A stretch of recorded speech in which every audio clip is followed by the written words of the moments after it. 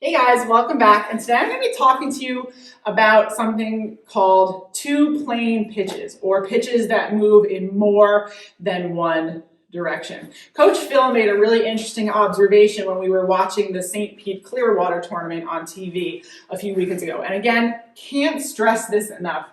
If you are a softball player, pitcher, regardless of age, a parent who's trying to learn more about pitching, a coach who's trying to learn more about pitching, I cannot stress enough to you guys how important it is to make sure that you are watching the college games. Now, I'm not saying that you should learn from every pitcher because there are some pretty strange mechanics out there at the collegiate level, but there are also some really amazing mechanics, okay? And it's really important to watch the trends of the pitcher, how their body moves, because it can be such a great learning opportunity for young pitchers, parents, and coaches. So please, guys, make sure you're watching college softball. Coach Phil made a really cool observation when he was watching that St. Pete Clearwater tournament. And he was noticing that batters these days have become so good that, especially speaking for pitches like the curve and the screwball, pitches that, you know, even if they have good break, they're really just staying level on that horizontal plane, are getting hit really hard. And what he was noticing that a lot more pitchers are throwing pitches that move on two planes, meaning they're not just moving on the horizontal plane, but they're also going up or down. So think about the drop curve or the screw rise. Those are the two primary two-plane movement pitches. There are some others. I know some, lefties who throw a good curve rise. I have a pitcher who was taught a cutter, so that's basically a screwball that drops in.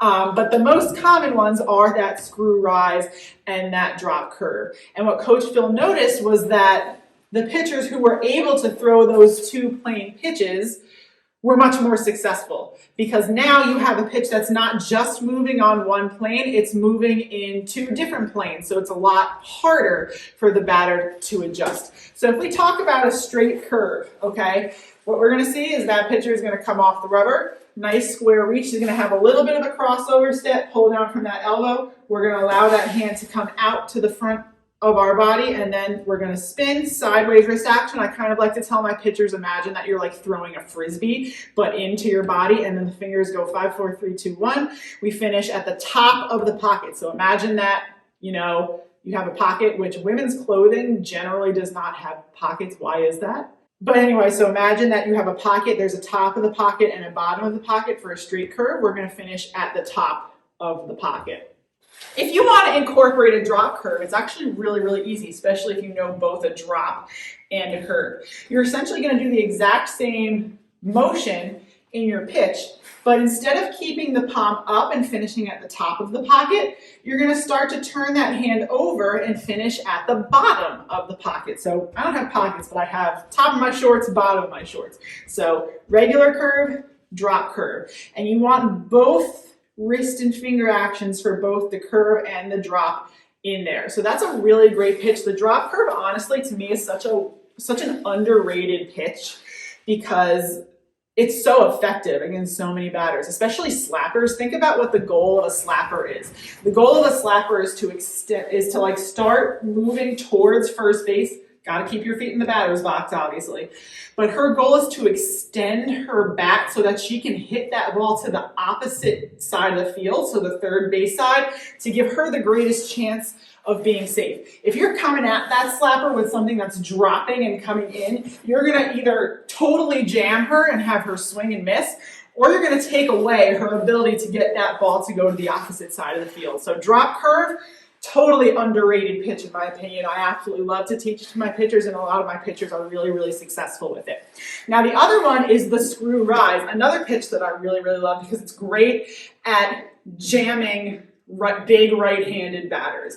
So regular screwball, opposite of the curve, we're going to take a little bit of an extra step to the left, open up those hips and shoulders with just a slight upper body lean. We're going to follow the path that our body makes, our hips make, the arm's going to stay nice and close to the body, and as we get to the front side, we're going to nice and relaxed spin away, no crazy elbow movements or anything like that. We're going to nice and relaxed, keep that hand low and loose. Again, think top of the pocket, right at where your hip bones are.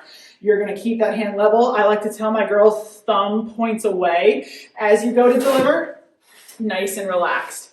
To create a screw rise, you're going to add some upward finger movement as well, similar to how you throw a regular rise ball. So you're going to combine that kind of movement of coming away, but you're also going to come up. So now your thumb is going to be pointing up and away, okay? And the other thing you can do is have just a little bit more backwards shoulder dip in this pitch to get you into more of that kind of rise ball position, to get a little bit more rise bite on that pitch as well. But if you have really good wrist and finger action, you don't even need to do that. If your wrist and fingers are really loose and quick, you don't need to do that either.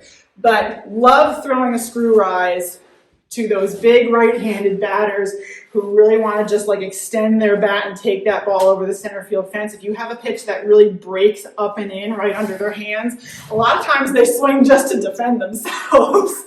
So it's a really, really great pitch to know. But the point of all this is, once your pitcher has started feeling really comfortable with, her usual assortment of moving pitches and her changeup, so we don't move on to anything until we've mastered the changeup, because changes in speed are so important.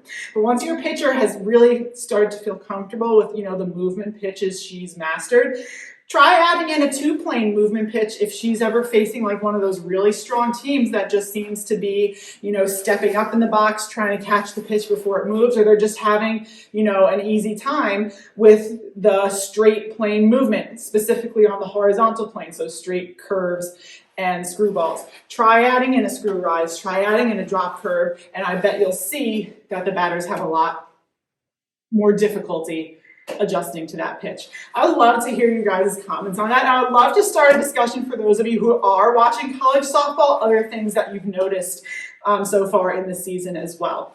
I hope you guys have found this helpful. I've got a lot more videos coming your way, and I'll talk to you soon.